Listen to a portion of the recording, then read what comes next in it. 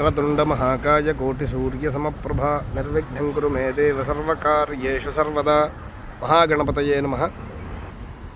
శ్రీమాత్రే నమః. ఇప్పుడు మనం మహారావణ పరిపాలించినటువంటి లంకా నగరంలో ఉన్నాం.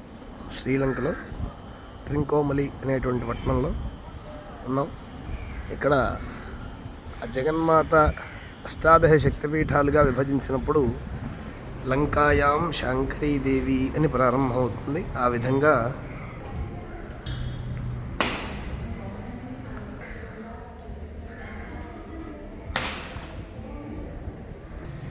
ఈ శాంకరీ క్షేత్రం చాలా గొప్ప విశేషమైనటువంటి మహాత్మ్యం కలిగినటువంటిది. అమ్మవారి యొక్క శక్తి ద్వారా ఆవిర్భవించినటువంటి 18 మహాక్షేత్రములు అష్టాదశ శక్తిపీఠములైనవి. ఆ శక్తిపీఠంలో ఒకటి ఈ శాంకరీ క్షేత్రము. చాలా ప్రకృతి అందాల నడుమ ఈ క్షేత్రము ఎంతో విశేషంగా అలరిస్తూ ఉంటుంది. ఇక్కడ ప్రధానమైనటువంటి వాడు భైరవుడు. అదేవిధంగా సుబ్రహ్మణ్యేశ్వర, రాహుకేతు క్షేత్రములు కూడా ఇక్కడ మనకి దర్శనాన్ని ఇస్తాయి. ప్రధానమైనది ఇక్కడ సముద్ర జలచరాలు ఏవైతే ఉంటాయో వాటన్నిటిని ఉద్దేశించి ఈ క్షేత్రాన్ని ఎంతో విశేషంగా అలంకరించడం, శోభాయమానంగా చేయటం జరిగింది. విఘ్నేశ్వరుణ్ణి స్మరించి ఇక అమ్మవారి దర్శనానికి వెళ్దాం. ఈ నిర్మాణం చేసినటువంటి స్థలం చాలా గొప్ప కళాకారుల చేత నిర్మించబడినటువంటి ప్రదేశం.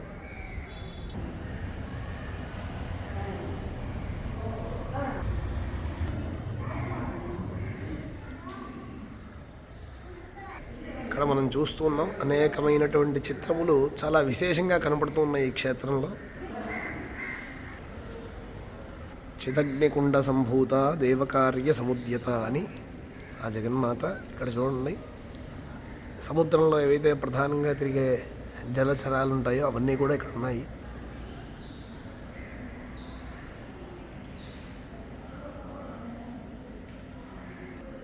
యా దేవీ సర్వభూతేషు మాతృరూపేణ సంస్థిత నమస్తస్యై నమస్తస్యై నమస్తస్యై నమో నమః.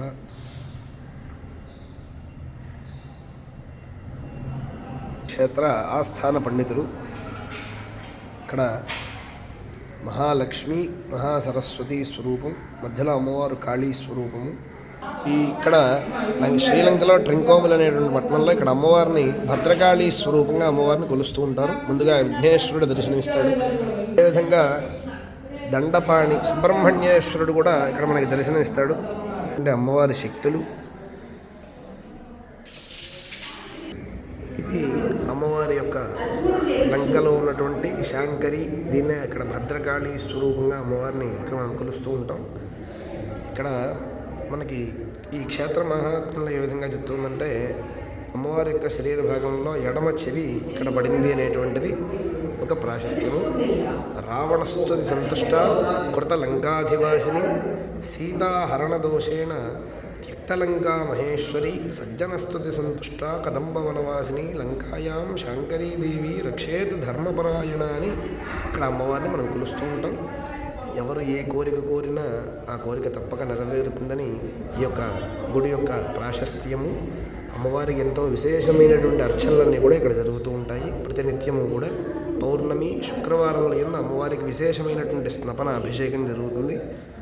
అందరూ కూడా అమ్మవారిని స్మరించి ఆదిశంకర భగవత్పాదులు ప్రతిష్ఠించినటువంటి శ్రీచక్రం కూడా ఇక్కడ స్థాపన అయింది. అందరూ కూడా అమ్మవారిని వీక్షించి అమ్మవారి అనుగ్రహాన్ని పొందగలరు. శ్రీమాత్రే నమః. యా దేవీ సర్వభూతేషు మాతృరూపేణ సంస్థిత నమస్తస్యై నమస్తస్యై నమస్తస్యై నమో నమః. శరణాగత దీనార్థ పరిత్రాణ పరాయణే సర్వస్య ఆర్తిహరే దేవి నారాయణ నమోస్తుతే.